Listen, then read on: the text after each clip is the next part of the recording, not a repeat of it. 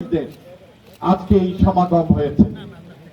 Joypurhat পাঁচবিবির 17টি union, 2টি পৌরসভা নেতৃবৃন্দ আজকে এখানে উপস্থিত আছেন কাঠি বলে আমি মনে করি। আপনারাই রাষ্ট্রদূত বলে আমি মনে করি বিএনপির বিভিন্ন ইউনিয়ন এবং ওয়ার্ডের। আজকে আমাদেরকে মনে রাখতে হবে আমাদের সরকার ক্ষমতায়, তার মানে এটা না যে বিএনপি সবকিছু দখল করে নিয়েছে।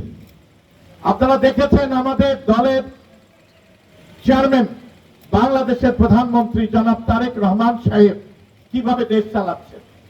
এই দেশ চালানো নূতনত্বের দেশ চালানো, এই দেশ চালানোর যে সার্থকতা, বাংলাদেশকে মানুষ যেভাবে দেখতে চেয়েছে জনাব তারেক রহমান কিন্তু সেদিকে এগিয়ে চলেছে।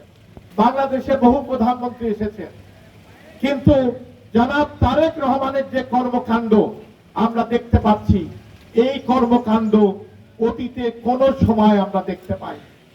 প্রথমে ঘোষণা দিলেন কি এসে যে কোন এমপি কোন প্লট নেবেন না, কোন এমপি কোন গাড়ি নেবেন না, সরকারি বাসভবনে থাকবেন না, সরকারি গাড়ি ব্যবহার করবেন না। নজিরবিহীন ঘটনা বাংলাদেশের ইতিহাসে। এবং আগে থেকে কোন রাস্তা ঢাকায় আটকানো হয় না। এই হলো বাংলাদেশের প্রধানমন্ত্রী, এই হলো আমাদের তারেক রহমান। জয়পুরহাট পাঁচবিবিতে যে কোনো কাজ করা হবে, সেই 5ই আগস্ট পরবর্তী এই জয়পুরহাট যেভাবে দূষিত হয়েছিল, এর কাফারা আমরা দিয়ে যাচ্ছি। যেভাবে জয়পুরহাটের কিছু সংখ্যক মানুষ, বিএনপি নামধারা মানুষ, যারা বিএনপিকে কলঙ্কিত করেছিল বিভিন্ন ভাবে চাঁদাবাজির মাধ্যমে, হুঁশিয়ার হয়ে যান। আগামী দিনে তারেক রহমানের জয়পুরহাট আল্লাহর রহমতে আসতে যাচ্ছে।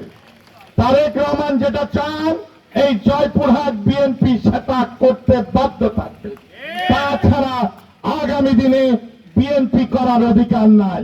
আমাকে একজন বললেন ইটো বিক্রি হবে, সেই আশা ঘুরে বাড়ি হুঁশিয়ার করে দিচ্ছে। হুঁশিয়ার, বিএনপি করতে হলে সৎভাবে বিএনপি করতে হবে। ওই আওয়ামী লীগের বাড়ি পোড়ানো ঠেকানোর জন্য টাকা নেওয়া চলবে না। আওয়ামী লীগকে কেস দেখার ভয় দেখিয়ে টাকা নেওয়া চলবে না। হিন্দু সমাজকে ভয় দেখিয়ে টাকা নেওয়া চলবে না। রিলিফের সম্পত্তি বিক্রি করা চলবে না। রেড ক্রিসেন্টের সম্পত্তি বিক্রি করা চলবে না। কাবি খান নামে বিক্রি করা চলবে না। আওয়ামী লীগের মানুষের গরু বিক্রি করে চক বরকতের ঘটনা আপনারা জানেন। 16টি গরু বিক্রি হয়ে গিয়েছিল। দুঃখজনক, দুঃখজনক।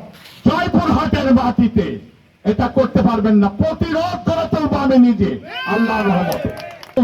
রাজনীতি করেছেন,